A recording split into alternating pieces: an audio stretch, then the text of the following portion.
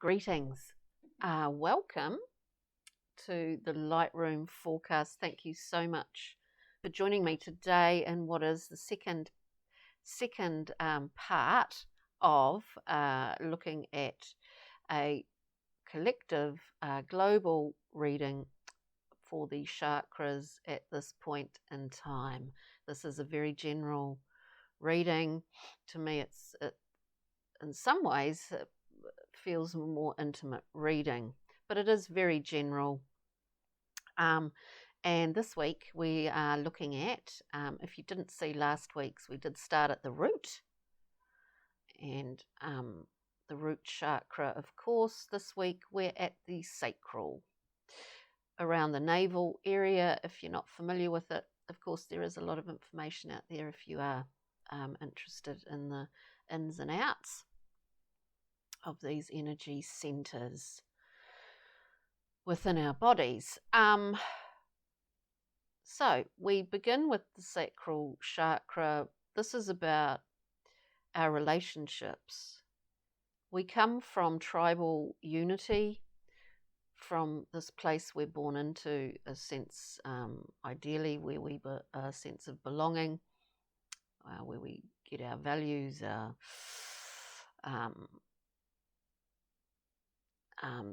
it's a starting point, our foundation. We today are in the sacral. This is where we start to negotiate our relationship and relationships with others, and in fact ourselves at the same time. This is the point where we see creativity, we have our sexuality, sensuality, our ability to negotiate our own personal power in this center. So let's see, we'll shuffle the cards first, and then we'll get into a dialogue about each position and each card. So we've got one for the sacral first. We have one for the base chakra. We move up to the solar plexus. We move into and come into the heart.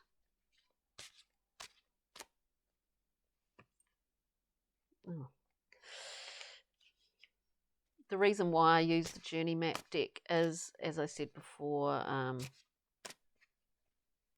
it's very descriptive and came from my own venturing into looking at my own energy centers. I don't think you ever stop learning. I don't think, of course, there's ever a point, ever an end point. So it's all interesting, isn't it? If you, I'm sure many of you would have your own stories about this. The will center,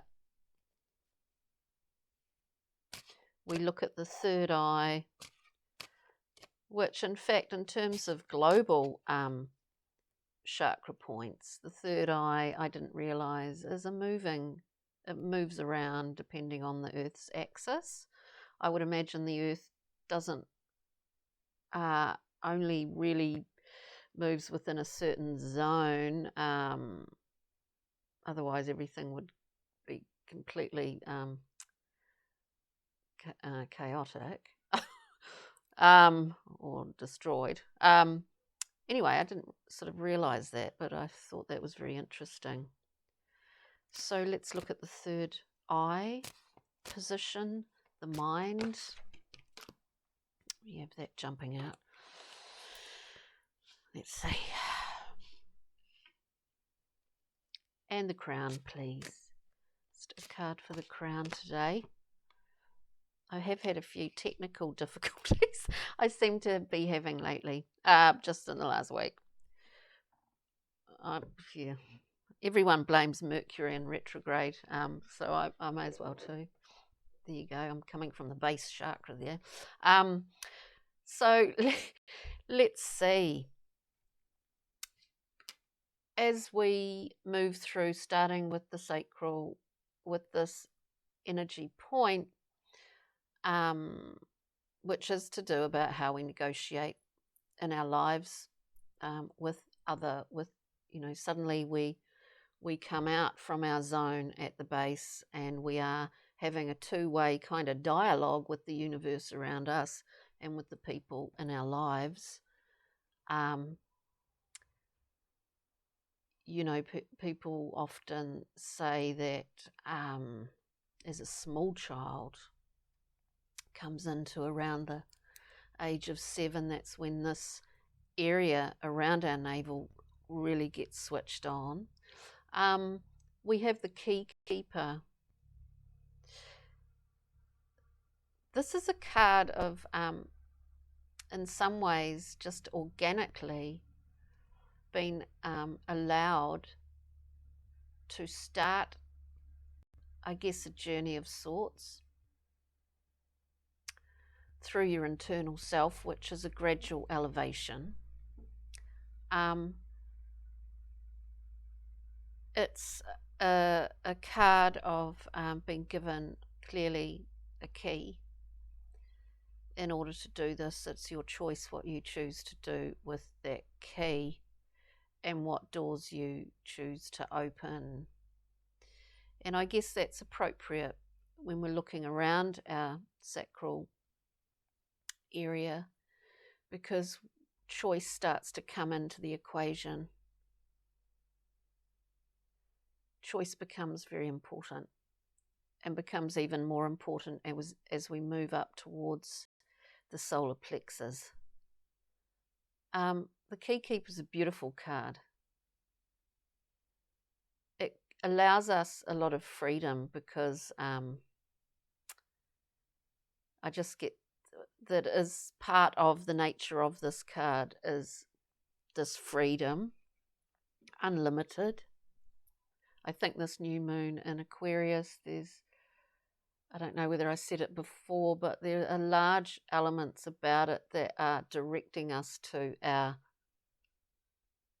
being able to express our, for want of a better word, authentic selves, to transmit, to be the Aquarian, with the hands in the stars and the feet on the ground, this transmitting bridge. We are this week, or if beyond, or after or before, connected to the sort of cosmic telephone line. So the Key Keeper really is allowing us on a journey of sorts. But we understand before we begin, even though this is we've got a lot of room to move here, this is unlimited, but it requires work. Like, it requires work and commitment. And I guess any sort of exploration of one's own personal energy system is a lifelong commitment, really, once you embark upon that path. So I find that really interesting to come in at the navel center as we begin this very, very general reading. So what we got with at the base, which we won't linger on for too long, but we got adaptation. Adaptation is about new connections in the brain. Often with this card, I hear Electric Ladyland. I think that was a Jimi Hendrix album, but because it's about sparking energy. It's about the being open to new information, sparking electrical currents in the brain to somehow, you're kind of adding things to what has been your recipe, or your recipe book of perspective. you're opening that up. It's an opening up of that. And in fact, interestingly, again, as I go to this Aquarian moon this week, that it almost is about new connections coming through for the individual and collectively. So it's kind of interesting, this blue light, electricity, this current, we are connected to this cosmic current. So we have the key keeper at the sacral. We have adaptation at the base chakra.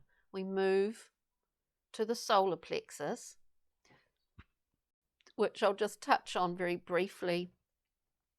The solar plexus is a center of largely self-esteem, of which we are not necessarily born with. It occurs over time. Certainly it is developed as we negotiate our personal power at the sacral point. So in the solar plexus area, we get the navigator. Speaking of, transmitting between the stars and the earth, this card is really all about that. When we set off on a journey, what do we think of first? Well, you're the captain of your own ship. And then we're out there. We're out there on this journey. So then we look up and we see that there's a whole map above us. Not only the one that we inhabit in the world around us, but the star maps above us. The ancient navigators knew these very well. And in fact, in Aotearoa, our traditional people, Māori people, have a great mythology in regards to the stars as navigational tools, and therefore as a map, amongst other things. So this is a beautiful card, solar plexus.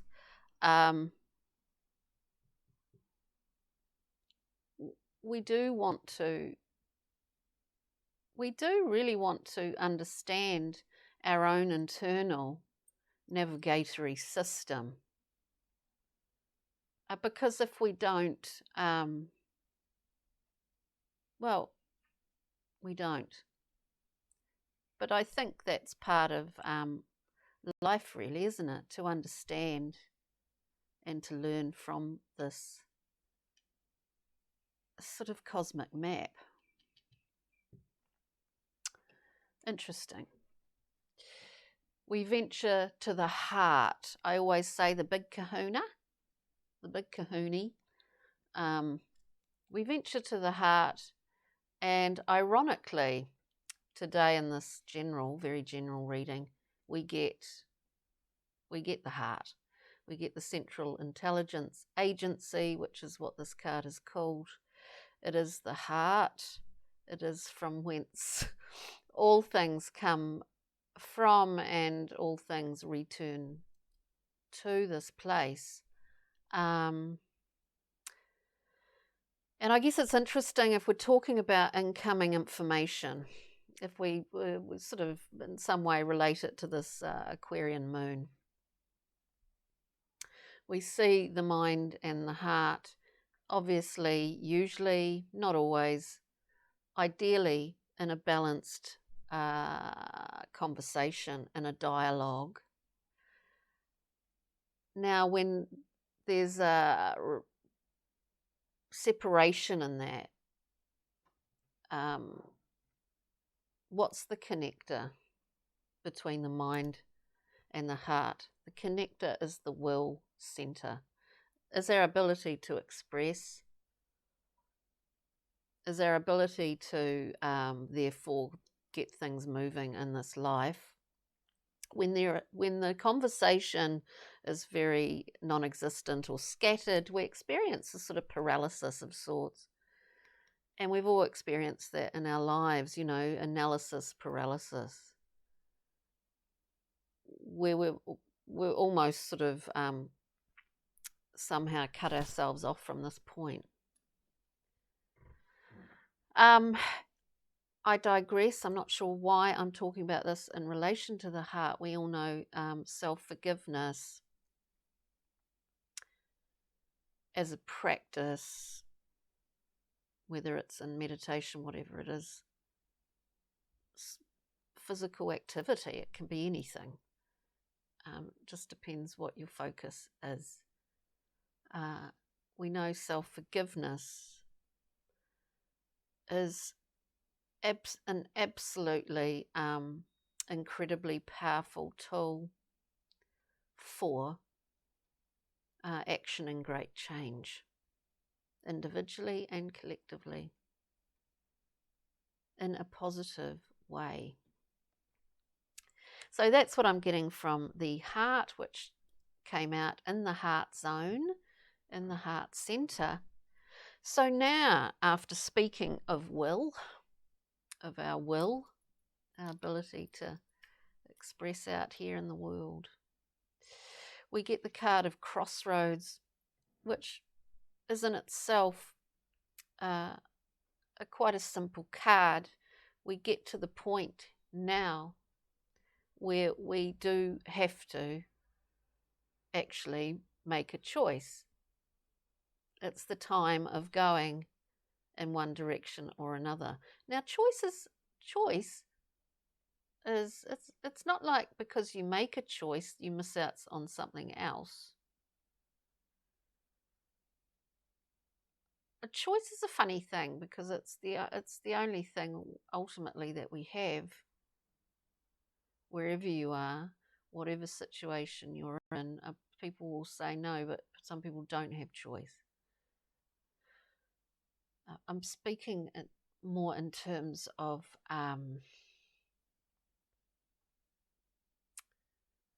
a choice of perspective. Very difficult and sticky cucumber, that one. But in the Crossroads, we see there's a definite choice that needs to be made, and this appears in our will center. It's interesting. Anyway, so we're heading up. We're up into the third eye zone now. We're up into the third eye, the great eyeball that sees 360 degrees. It can see everything that's there. And it's changing constantly. We get retreat and review, incubation. You know, a really positive card because we all need this. Our cells need it.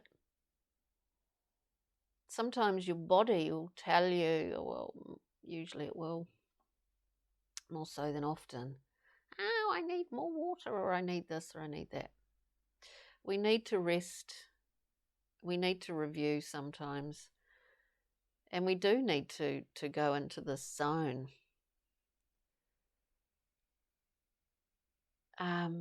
Look, I find this, it's quite a vigorous kind of read this week.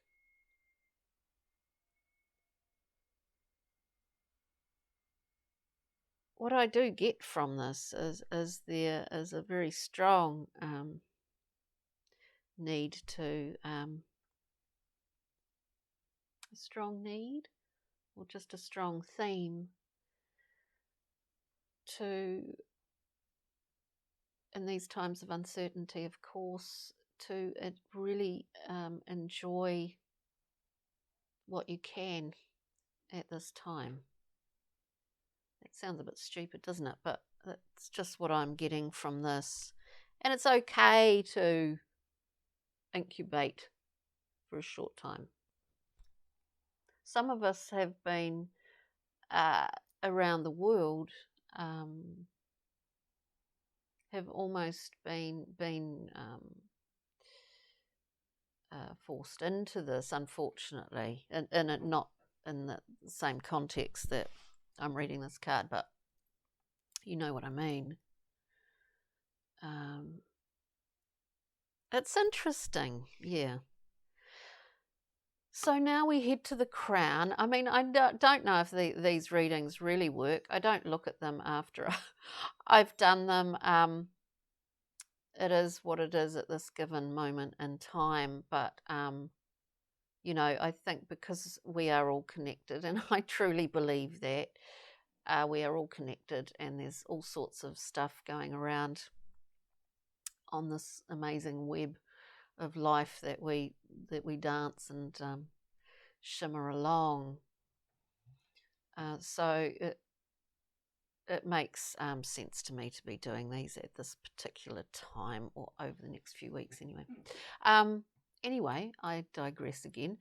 We go to the crown, the beautiful crown. We have express and relax, bask in bounty. To me, I would relate this to the Aquarian moon, and that we are getting a glimpse, or we're getting glimpses of new information here. Our ability to set off on more individually and collectively authentic pathways is becoming clearer and clearer.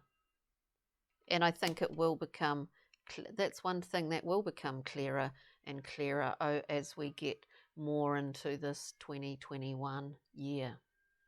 I do believe that. And so we get the beautiful card of, it is literally summer. Welcome in the light. Welcome in the new information. This electrical charge is here for a reason in this Aquarian time. Look, I hope you got something out of that collective read. And thank you very much for joining me. We'll be back next week. Obviously, we'll be looking at the solar plexus more so. I'm just thinking, what else have I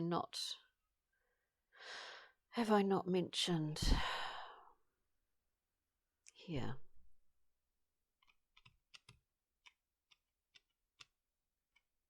I think I've covered that as much as what it wanted to be covered.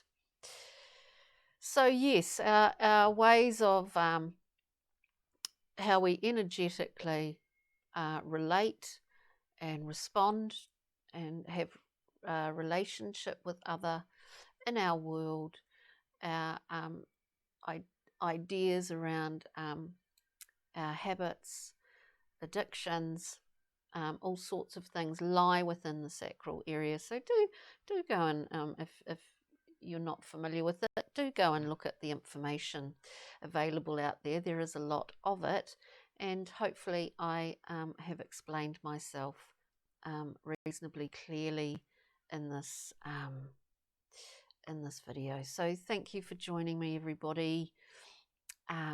Do check out last week's root chakra, and I'll see you next week for the solar plexus. Have a wonderful week. Take good care. Thank you so much.